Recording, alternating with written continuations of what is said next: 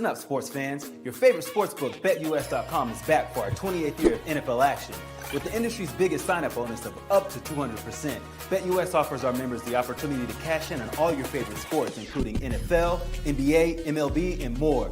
We've also got hundreds of new casino games, including the coolest new European slots, and our live dealers are waiting for you at the table. Sign up at BetUS.com today to get into the action. BetUS, where the game begins.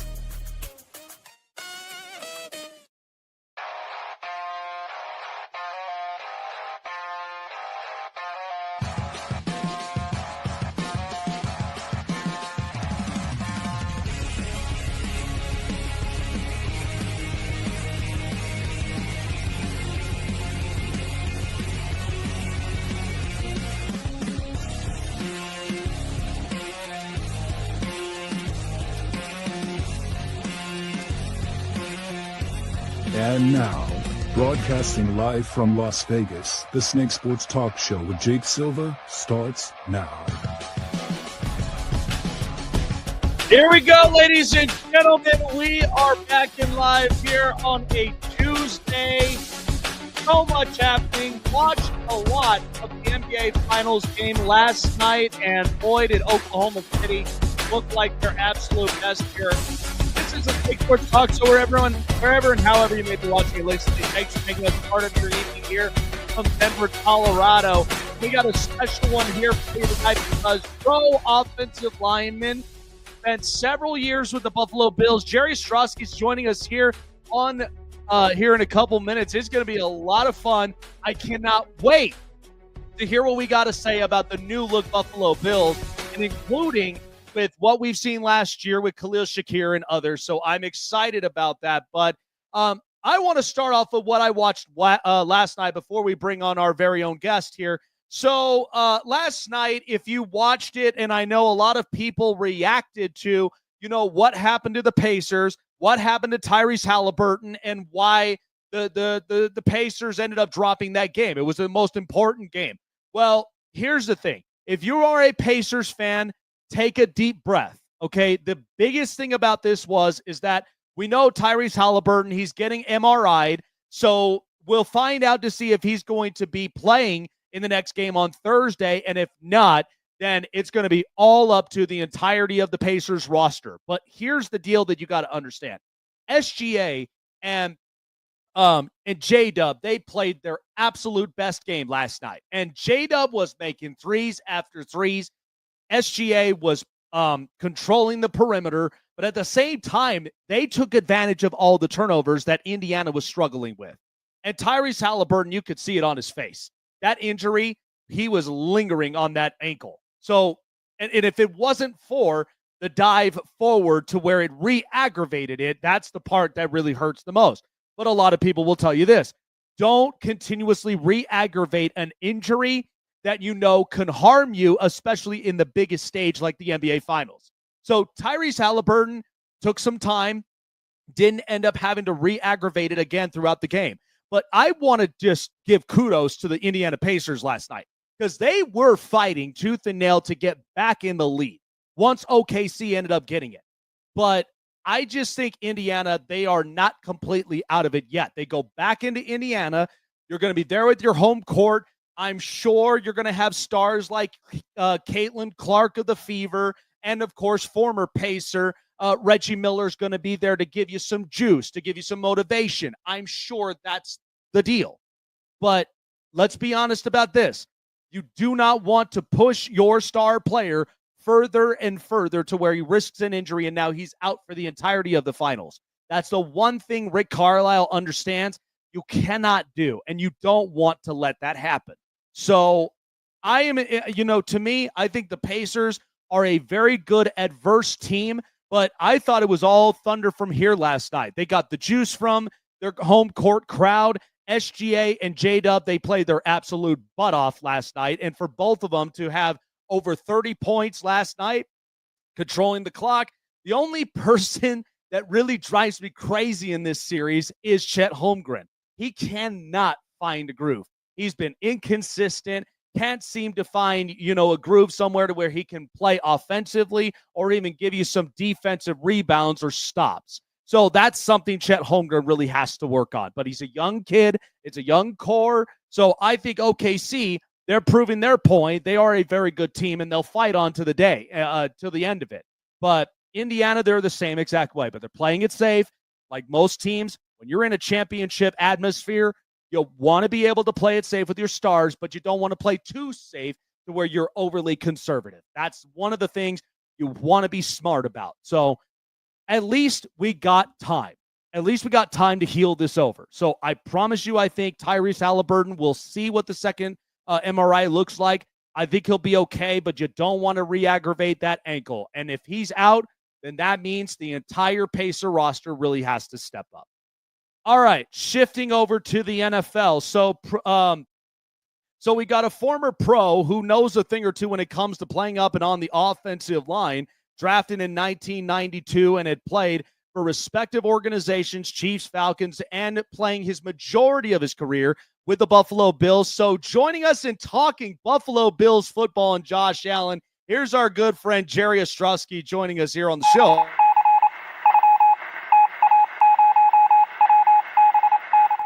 I think it's great. Honestly, in the last couple of days, I've had the pleasure of having back-to-back offensive linemen, really just, talking with them and kind of, diving deep into their minds, what it truthfully means to play right on the offensive line, protecting the franchise quarterback.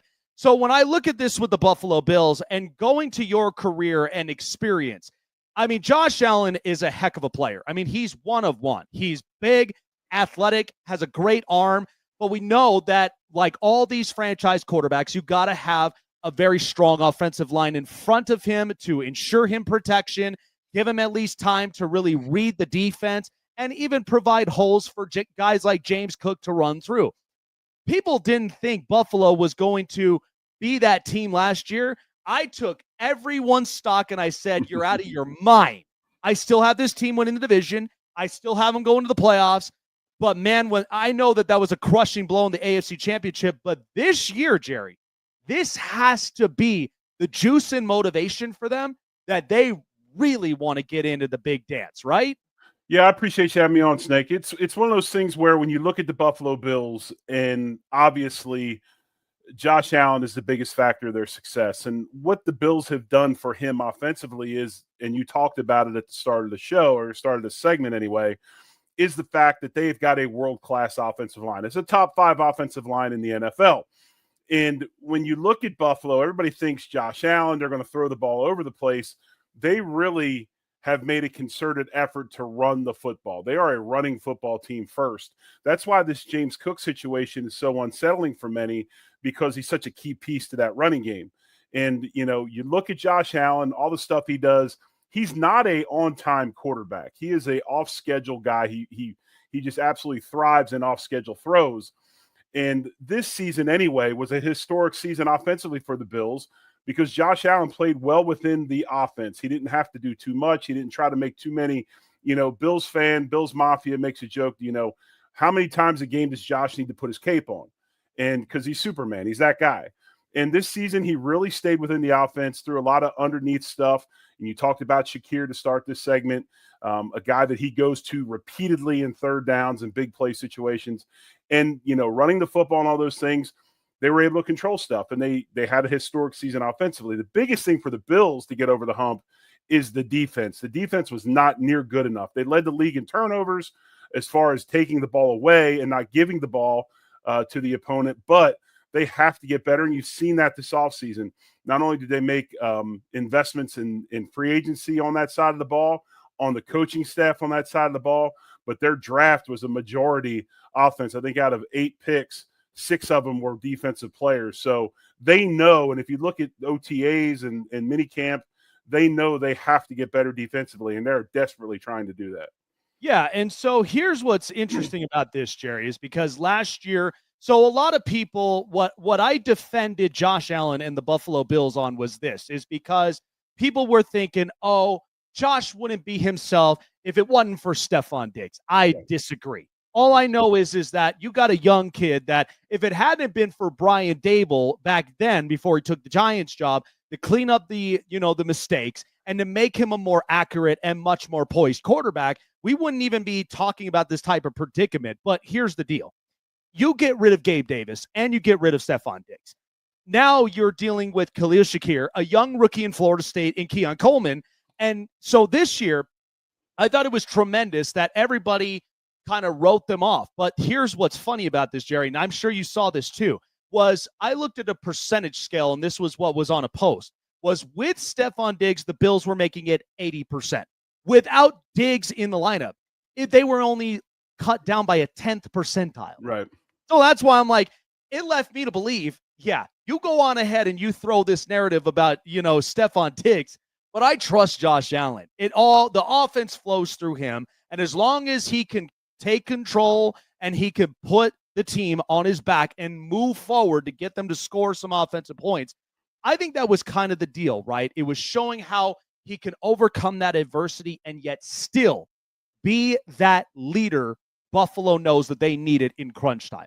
Right, exactly. When they moved Diggs, I think they lost that season. They lost about 57% of their targets in their wide receiver room.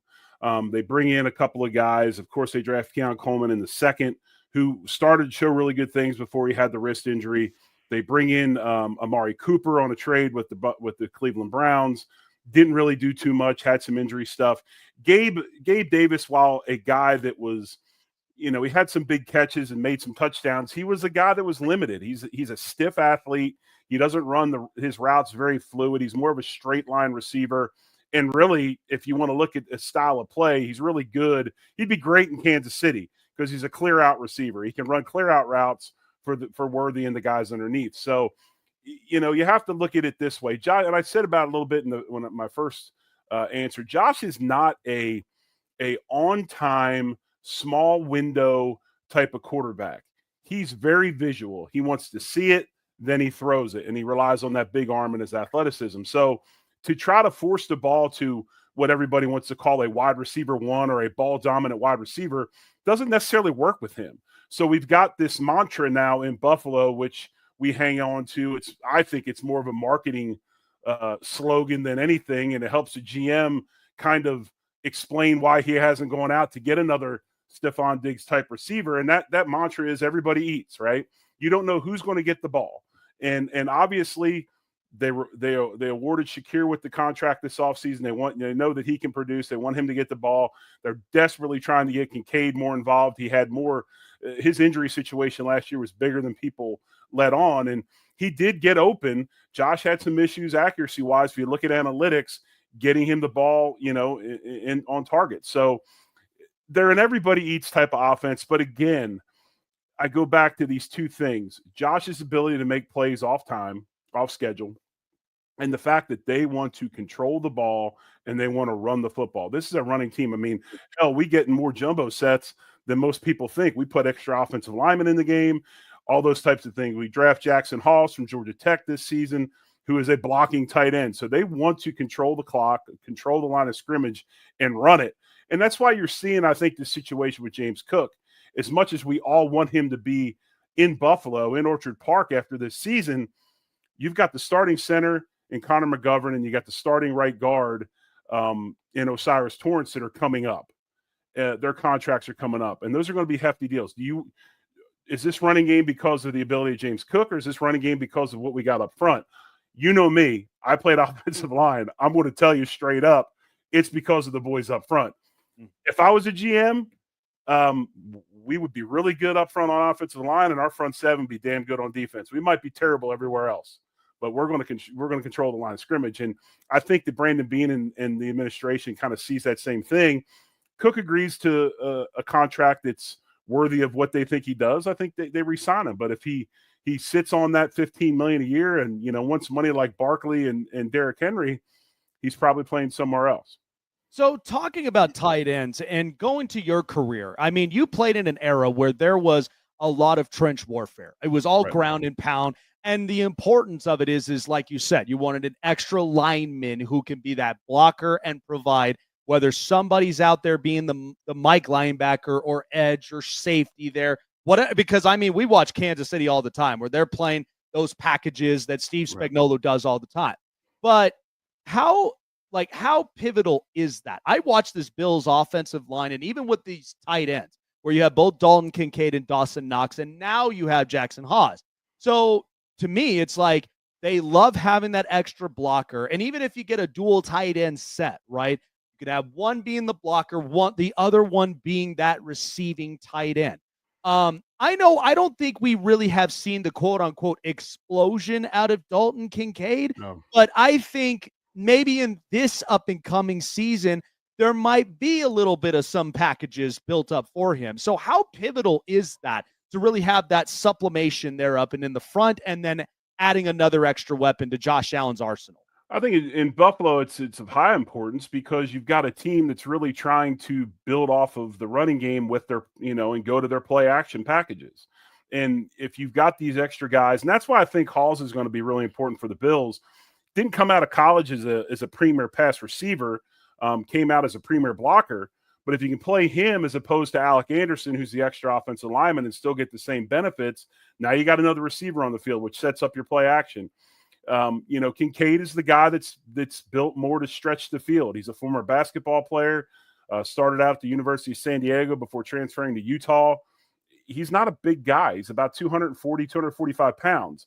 He's more of a long, lean guy. But the thing that Kincaid does for you is you can get in power sets without taking players off the field. You can then line him up in a slot, and you can get some mismatches because you're hiding what you want to do by personnel, because he can do so many different things. And I think that's where the Bills see his benefit.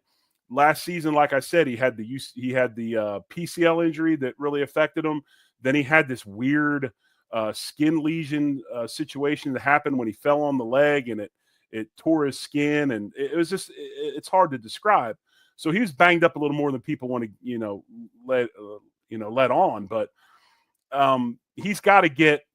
When Bean and McDermott talked at the end of the season after the defeat to the Chiefs in the playoffs, he was one of the guys they spotlighted as, we've got to get him healthy. We got to get him stronger. We got to get him going. So, they think highly of Dalton Kincaid. They traded up in front of the Dallas Cowboys to get him 2 years ago. And I would expect them to continue to try to get him involved. But that's the biggest thing in Buffalo. You've got these tight ends that can catch the ball, but they can also block. And you can hide personnel packages because you can play multiple sets with one group. So you put the defense, in harm's way, put stress on them because maybe they got linebackers and stuff having to cover that normally wouldn't cover because you can't get substitutes on and off the field.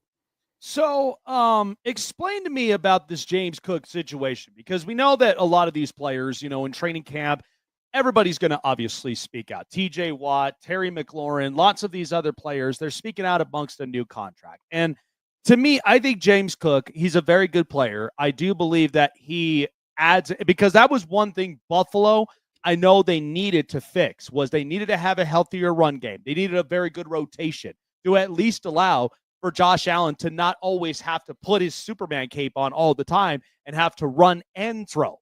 Right. I think now you have him be that core bell cow running back. But of course, like every single player that's up and in this, in this league, they obviously want theirs. They want the bag. But to me, with James Cook, we know the running back position is difficult because they're more prone to injury. They take majority of a lot of these hits because they're going right at it. So how have you evaluated James Cook throughout, this mini camp and what Buffalo Bills are going to do? Because I'm assuming they are going to get a deal done, but it is going to be done at the right price. I think you have to look at James Cook and what's going on, kind of like a baseball player, a guy that's is a 5-skill guy or a 5-star guy. He can do it all. And when you look at Cook, they draft him in the second round. And when you watch Brandon Beane have the post, 5 minutes or 10 minutes after the pick, he comes up, meets with the media, they talk about the latest pick. They drafted James Cook to be a third down back. They wanted him to catch the ball out of the backfield and be involved highly in the passing game. And then all of a sudden, he turns into this amazing zone runner. And that's the biggest thing he brings to the Bills roster is the way he runs the zone, his patience, his ability to see the whole front and hop behind blocks and those types of things. And he's kind of struggled in the third down role that they actually drafted him to do. He had some big drops. He was wide open, had some big drops as a rookie. Last year, he got a little bit better, but Ty Johnson emerged himself as a third down player because of this. While Buffalo does not ask their backs to stay in very often to block, when they do, if you look at James Cook throughout his career, he's not been very good. He's not a very good pass protector as a running back. So going back to that baseball scenario, if I'm going to give a back, elite money like Derrick Henry money or Saquon Barkley money, and those to Josh Jacobs type money, all of a sudden you're like, well, how do I justify doing that for a guy that plays around 50% of the plays? Yeah. When Derrick Henry's playing 70-some% of the plays, Barkley's playing 70-80% of the plays, and now I've got a back that wants money like they get, but he's only on the field 50% of the time. And what's funny is James Cook did not come to any of the OTA stuff. Yeah. And there was a big question mark whether he's going to be at minicamp or not. And he did show up to minicamp. And he did sit down in front of the press and answered questions. And he made a comment about, hey, I can't control, how often I'm on the field or the percentage I'm on the field. I just, when I'm out there, I'm doing well and I'm doing my best, which leads you to believe that he's heard a little bit of the outside noise and some of the things, the negatives being said about him as far as percentage and that type of stuff. So I think that's the biggest thing, Jake, as far as what's holding the Bills back from giving him, say, what he wants, which is $15 million a year. How do you do that for a guy that's a 2-down back? Yeah. I don't necessarily think you can do that. Yeah, no, 100%. This might make you laugh, but I look at this situation and I can only just think about it this way: is the only person who really would do this kind of move is his brother, Dalvin. We all remember how that situation went down in Minnesota. And Delvin has jumped in on social media as well, and he's upped it to $20 million a year. So yeah, he's definitely getting some advice from his big brother. So let's talk about the newcomers here for a second. Okay. The Bills, I think the Bills had a very impressive offseason and draft because they addressed a lot on defense. They recognized, and I think Brandon Beane recognized, you know what, we need to get better on defense. I mean, I love Tyron Johnson, and I do love Taylor Rapp. And they went and upgraded. They went and got Maxwell Hairston, who I think is a very good kid. I think, to me, he is the ideal type of spotter out there that watches the football, and he plays right to its spot. So it allows him now to go with his speed and his eye coordination and awareness to where he can go and get the football or go get a tackle. Then we know he's hurt right now, but with Joey Bosa, we know there's a question mark up from there. But as long as he's associated with a very good pass rush, that kind of gives him a little bit more of an edge. So when you look at these new additions, and the other one, too, that I am really excited for is Josh Palmer.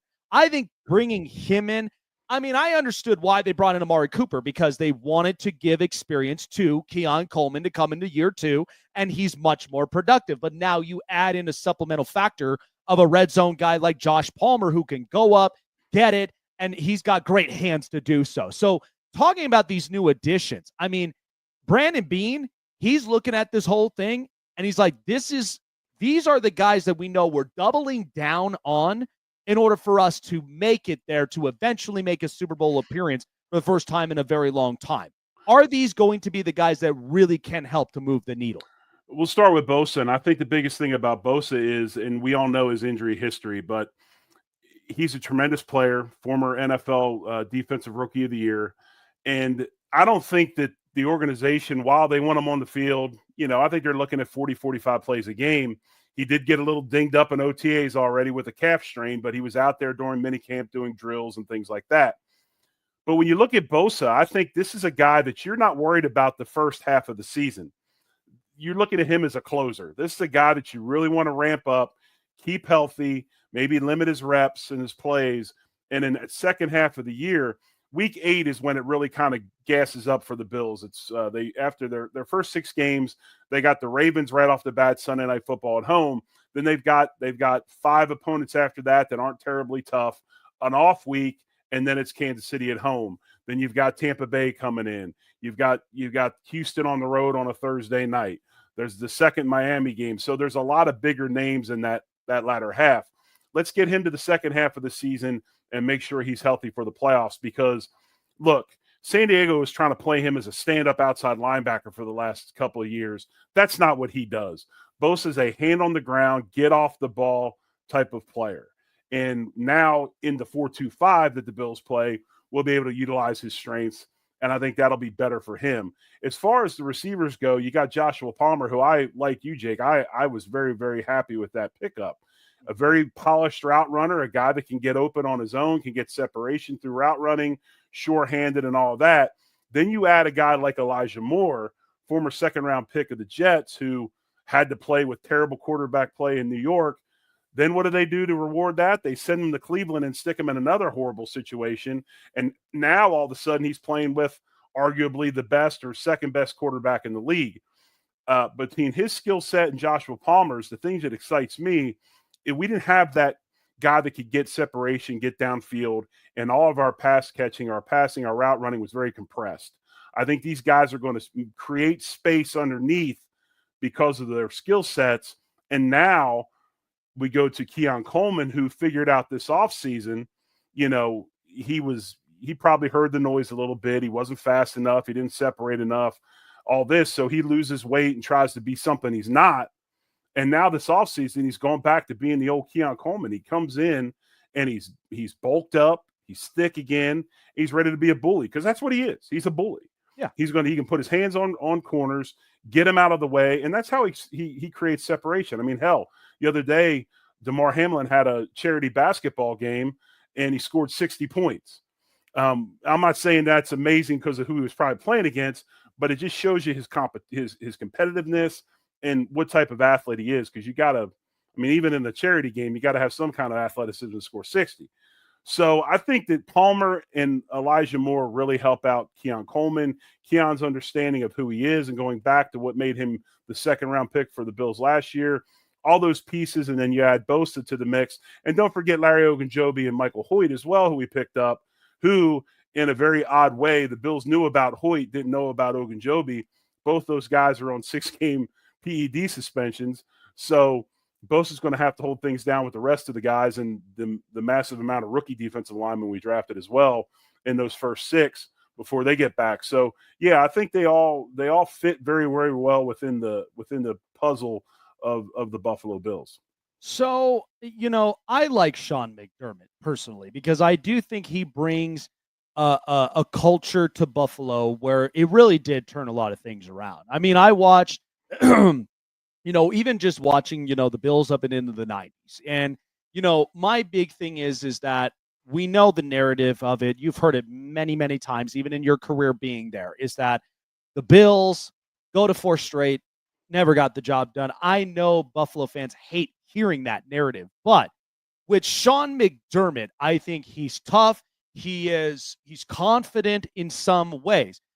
But I got to be honest, Jerry, there has been spurts that even in the playoffs, and I'm sure you've even mentioned about this as well, where in times where you really got to be clutch and in times where you really got to grind out the situations and scenarios, you cannot afford to be conservative at the worst parts. Now, I know certain situations that usually lead up to that point are always never the best feeling up and in the world.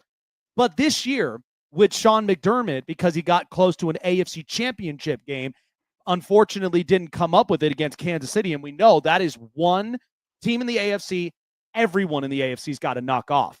But with McDermott, I think adding in a lot of these defensive helps. Does this kind of put him right now in the spotlight where Brandon Beane's like, here's your defensive guys. We got some supplemental offensive players. Now go and do the job to get us on top. Is that the spotlight we're hearing about Sean McDermott? I think there's a little bit of that, but I think McDermott has actually really grown as a head coach. We're going in, I think, year 9 of Sean McDermott in Buffalo. And one thing he's done is embrace today's athlete. The days of do what I say and you don't have any say coming back, and the guys that are more running things like a dictator. He's not that guy. And I think maybe he was a little bit at first, but he's learned.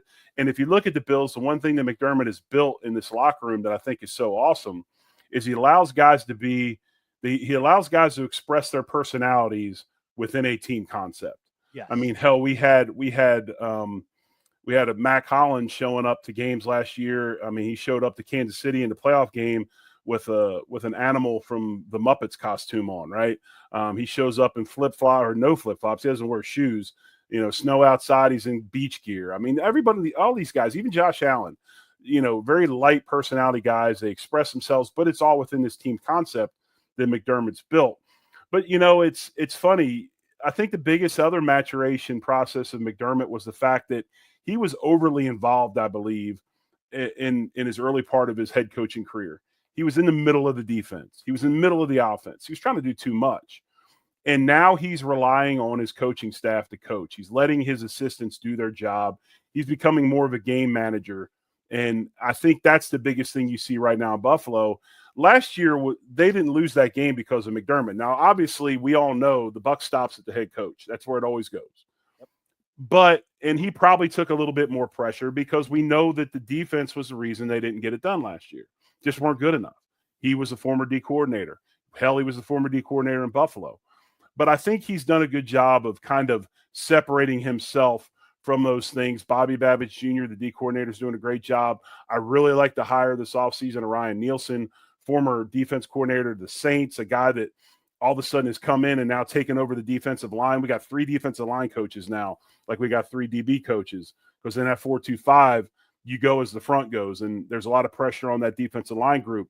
Nielsen's coaching them guys up. He's coaching pressure packages.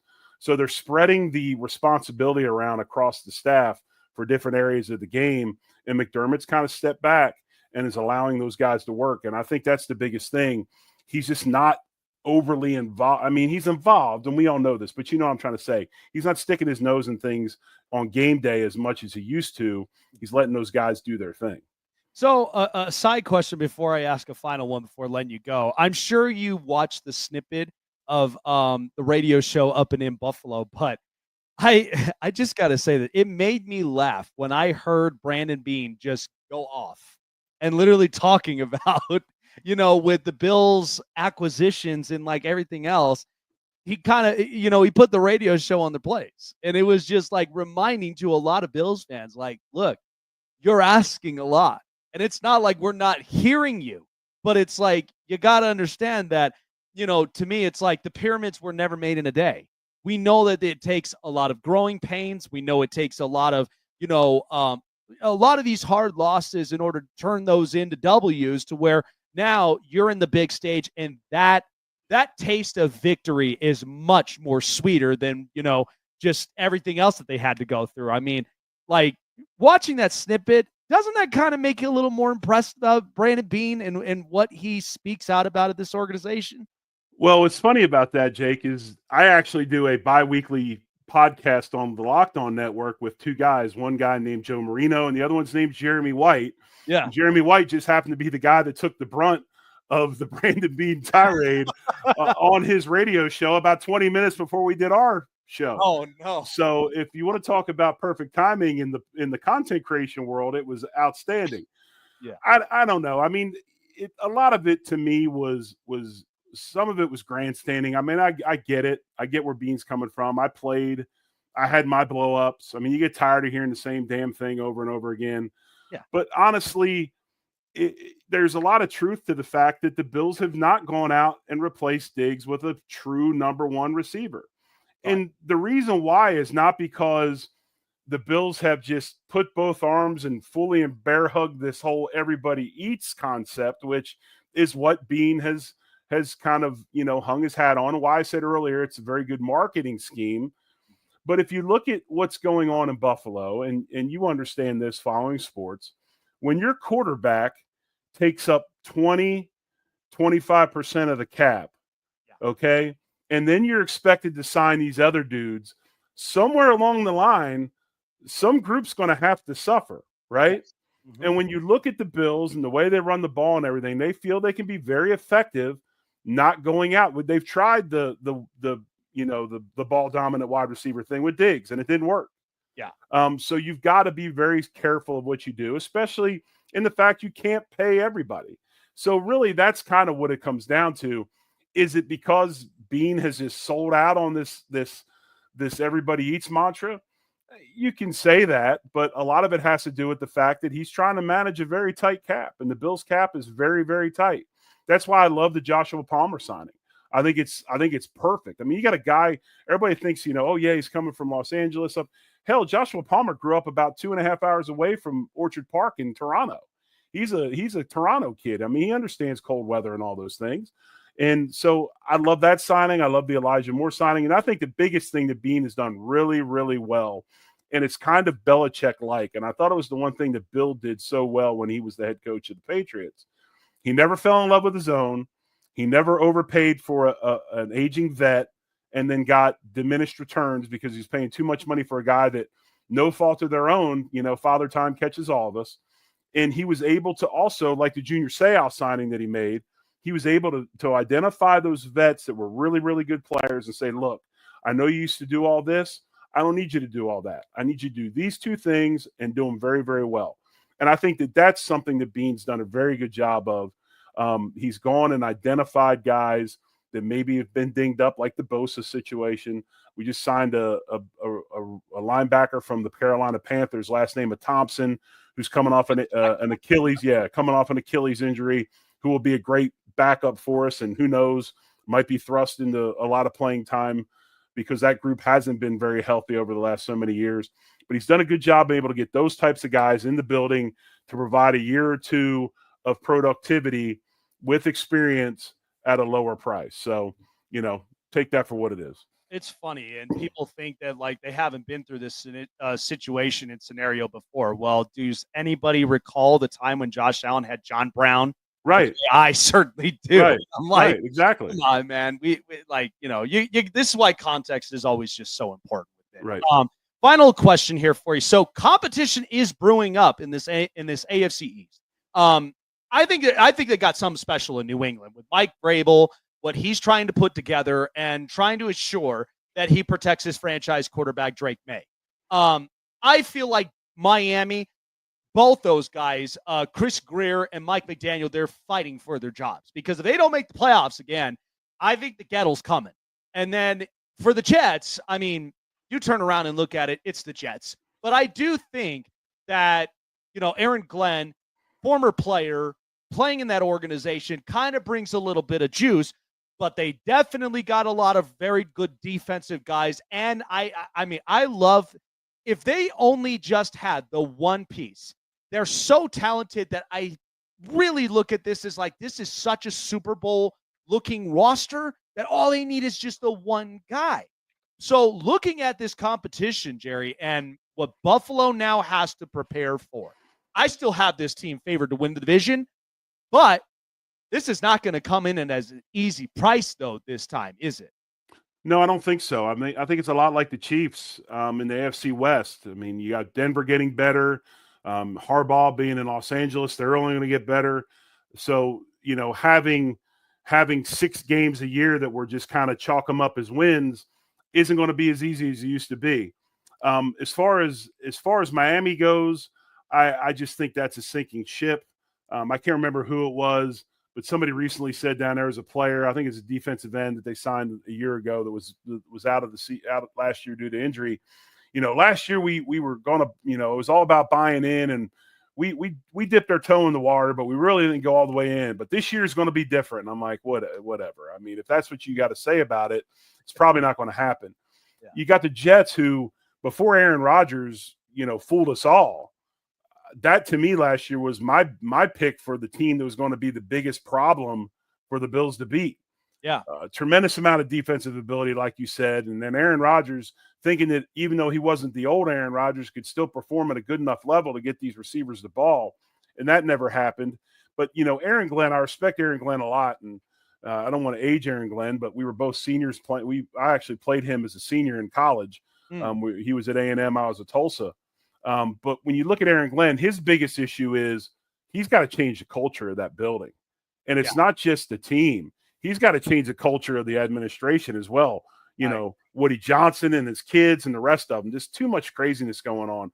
And if he does that with the talent they have defensively, they could spoil some teams and spoil some games. Obviously, I think the biggest threat to the Bills would be New England. The one thing that I wonder about with New England, because they've got talent everywhere, young talent. I think Drake May is as close to Josh Allen as there is in the league. Now, he's got to prove it, but he's got all those abilities that Josh has. But the thing about it is Vrabel. What is Vrabel?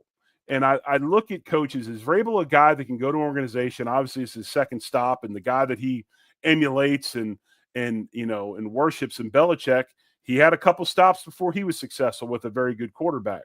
Nobody wants to talk about him getting fired in Cleveland. But, is Vrabel a guy that can coach in one place for 15, 16, 20 years? Yeah. Or is he a reclamation guy? Is he a guy that you bring in to clean out the dead wood, get the enthusiasm back, get the good players in the building, and then maybe they finally get tired of his antics, the same speech gets old, and you've got to make a move, and he's left it much better than when he's gotten there. So I'm not sure yet on Mike. I love Mike. I played against Mike. He's a good dude. Played, was a hard, tough-nosed player. But is he a guy that can be there for 15, 20 years, or is he a guy that's 5 years and moves on? So we'll see what happens. But no, New England their draft absolutely killed it. And then you got talent from last year. They're not going to be a pushover by no means. No, I agree. And I like the fact that, at least, because he was well respected from just his interviews last year. Right. And all it took was it just took the right place, to come in, shape up a culture. We know that they've had dominance for 20 years, right. But now it's time to turn the page. Now we got to focus on a new quarterback. So I really do expect this to where, New England gives you competition. I do. And it's funny because even when I looked at the Jets, with Robert Saleh, that defense was ferocious. It looked like a college sideline from there, and so I was like, okay, if only they could just get the consistency and the culture right, maybe that team might actually turn a new leaf. But I still believe in the Bills. I think the Bills have such a strong culture, Bills Mafia and the slamming tables. I mean, you can't get enough of that, right? So, right. Oh man, I can't wait for this season, man. But I appreciate you for coming on by here, Jerry. Always the absolute pleasure, man. And just to share your experience being up and on that offensive line and representing for the Buffalo Bills, that's got to be the best feeling up and into the world, right? You're getting closer and closer to an organization like that. I talk with many former players, and for them to be able to cover a team they played for, give their expertise and insight, just makes it all the worthwhile, especially in the sports industry. Definitely. It's funny. I played in the last playoff game before the 17-year drought. So, there wasn't much to cheer about for 17 years. And then, Josh Allen gets drafted and the resurgence happens and the rest is history, But when you talk about it, one of the best things, if any good thing came out of COVID, it was content creation, and it was guys setting up stuff online and, communicating through different means. And, that's what led me to this. I'm a people person. I like to talk. I've done sports radio, probably will do more sports radio in the future. And, this gave me an avenue to do that. And I'm blessed. I grew up in Philadelphia. Full disclosure. I grew up in Philly. And when you grow up in Philly, you're a Philly sports fan. Yep. That's just how it is. And the Eagles, I still cheer for the Eagles. Maybe not quite as loud as I used to, but I do cheer for the Eagles. But no, it's been a blessing to be able to reconnect with a lot of people in Buffalo, go up there multiple times a year, and just really get to enjoy what is the Buffalo Bills in Western New York, because it's a special place. Everybody thinks about New York. All they want to talk about is New York City, which is fine. Don't go past Albany West. Just let Western New York for the rest of us to know about it. Just got back from there last week, and it was an awesome trip. So, no, I really appreciate you having me on. And if there's anything I can do for you in the future, please let me know. I'd love to come back on. Absolutely, man. Yeah, pleasure's all mine, man. And that's the goal, man. That's the dream, is one day to eventually be on a radio station and a broadcast network. Because, to me, it's just, I'm just providing this for just all the diehard fans to have unbiased, balanced opinions, and at least, not just have my opinions, but I have great guests that come on here to share the same exact experiences. But former pro offensive lineman Jerry Ostrowski, ladies and gentlemen, appreciate you for coming on by, man. Enjoy the rest of the week. And good luck the upcoming season for the Buffalo Bills, man. We'll see you soon. Appreciate you, man. Go Panthers. Go check that game out. Game 6. That's where I'm going. Let's go. Let's make it happen. Later, man. Take care, man. Yeah, it is such a great experience when you can get former pros on. And, that's the one thing that, like, even what makes it special to show. And he's right, because the thing about it is that the Buffalo Bills, why a lot of people don't believe that the Bills could get up and over the top. I've heard all of it. I get it. It's hard. But look, lots of these things, they're slow cooked builds. It's not like, because we get so caught up in the recency bias talk that in the end, it's like eventually when the team wins a Super Bowl, how are you going to view the team? How are you going to view Josh Allen? How are you going to view Sean McDermott and the whole plethora of it? It's like everything of how you view it. But it's like, think about it when Jaden Daniels made it to the NFC Championship game as a rookie. You know how many people talked about that for like, God, days, weeks? Like they all set the standard. But it's because once you get something into a recency type of situation, this is what happens. And I'm not going to put it on fans. I will not do that. Fans will be fans. Okay. But all I'm saying is that the quarterbacks that are still fighting for their chances to get into the Super Bowl and to win it, like Lamar Jackson, Justin Herbert, Trevor Lawrence, Josh Allen, there are many, Joe Burrow. I mean, Joe Burrow got to the Super Bowl, has yet to win one.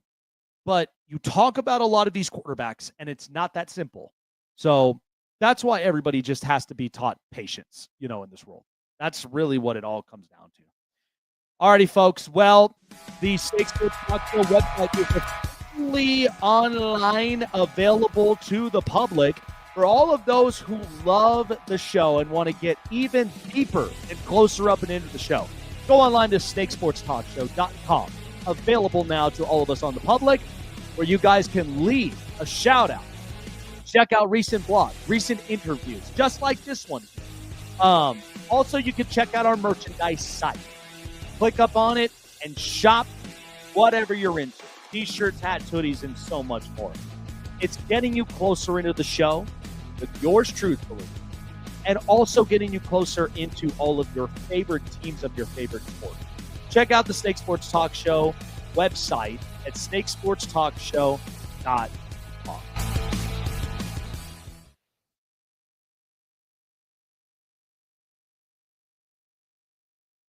Want to find your seat for the event of your choice but can't get one that fits your desire or your budget? Well, my friends, SeatGeek has you covered. SeatGeek is the official sponsor of the Snake Sports Talk Show. With a list of over hundreds of events to choose from, SeatGeek will assure you that you won't miss your seat with the amazing view of your choice at the most affordable price. Whether it's looking for your best seat in the house of your favorite sports team, finding live concerts that get you closer to your favorite artist, or enjoying your spot at your favorite live shows, comedies, and more, SeatGeek has it all just for you. Go online to SeatGeek.com or download the app on your mobile device through Google Play and the App Store. And as a special offer before checkout, use promo code SNAKESPORTS and save yourself $20 off of your purchase of your first ticket, and experience why SeatGeek is the most trusted ticketing app for your next event. Remember, that's SeatGeek.com, and download the app on your phone with promo code SNAKESPORTS for $20 off and find your seat with SeatGeek.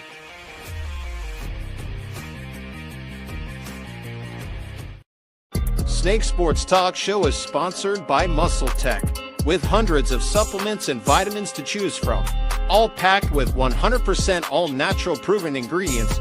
You can be sure that Muscle Tech will give you the edge and the boost to train and look like your fit and healthy best, whatever your goals are. Try Muscle Tech today and use promo code SNAKESPORTS to save 30% off your purchases.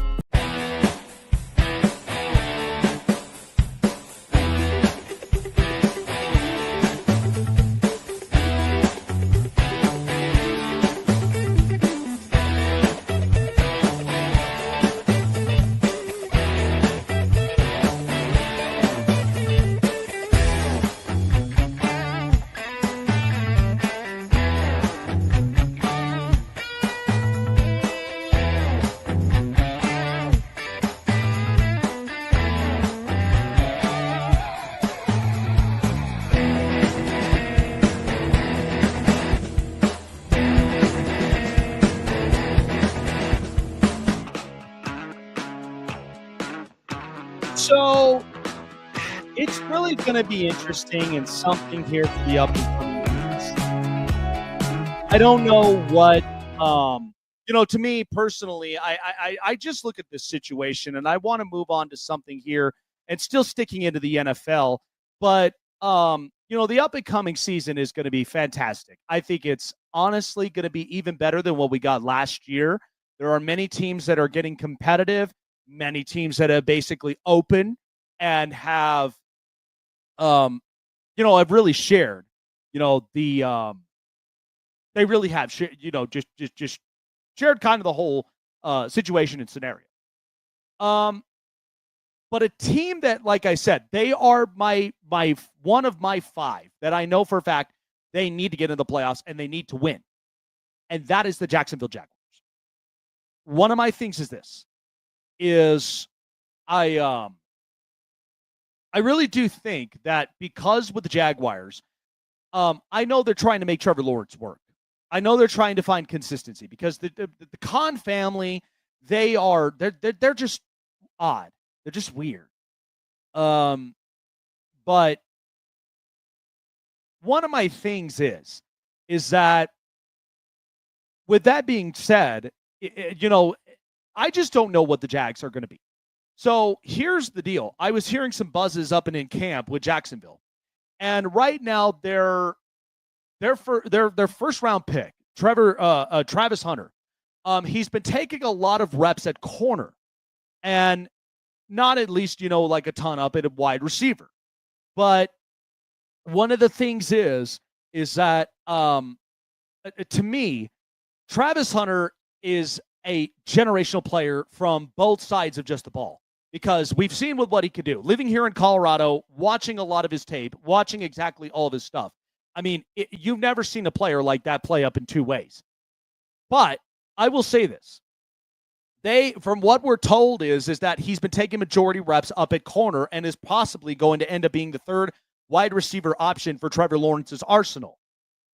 So what it tells me is that between him and Tyson Campbell, those are going to be the two corners. And look, I wish Travis the best of luck. I really do. But one of my big things is that I just don't know how they're going to pay him. I don't see this being like a Shohei Ohtani-esque type of situation.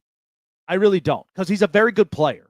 And to be able to play for both offense and defense may have been something in college. It could be challenging in the NFL because sometimes you have to conserve your energy. You have to really be prepared and play out exactly to that extent. So here's the deal. Jacksonville, they're just such an odd organization. And look, what I've said before is that I would have taken Jacksonville seriously had they not traded the first round pick next year to Cleveland, who's now going to have 2 first round picks. I mean, I like Travis Hunter. I really do. But to sacrifice a first round pick with a brand new GM in Gladstone, a brand new coach in Liam Cohen, and a brand new offensive style. I just never understood that. And to me, this is why I couldn't take Jacksonville seriously, is because this is why teams like that always end up as top 10 draft board teams. They always do. It's because sometimes there's an organizational mess. There is either they didn't get the coach right, they didn't get the quarterback, they didn't end up getting certain sides of the ball right. So that's the part that I think it really translates differently. So I just think it's interesting. But here's the thing, is that Jacksonville, they know there's a lot on the plate. The South is going to be completely different because now you're dealing with number 1 overall pick in Cam Ward going to Tennessee. You are also dealing with the Houston Texans, who are a tough team up on defense, and CJ Stroud.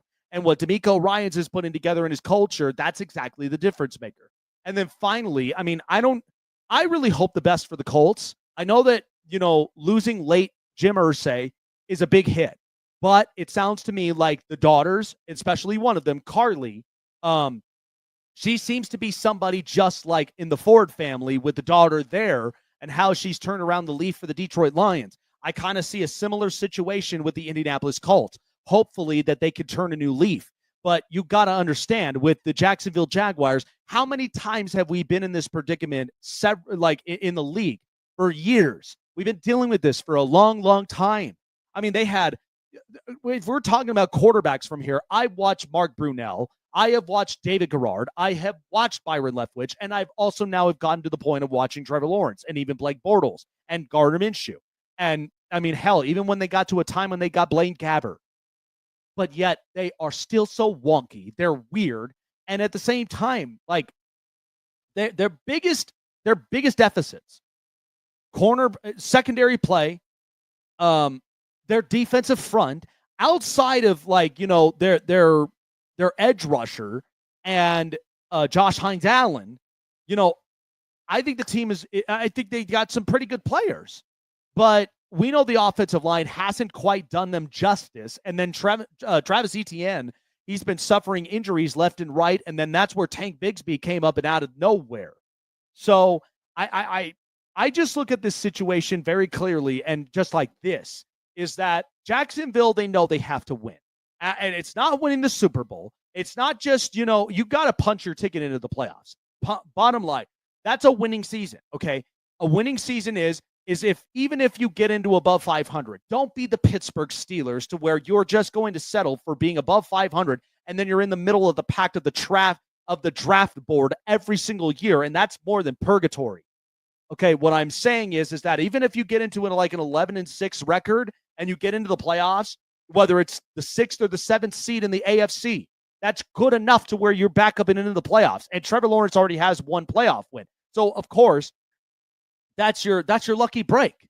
I mean, we watched this team when they made it into the AFC Championship and a great defense in 2017.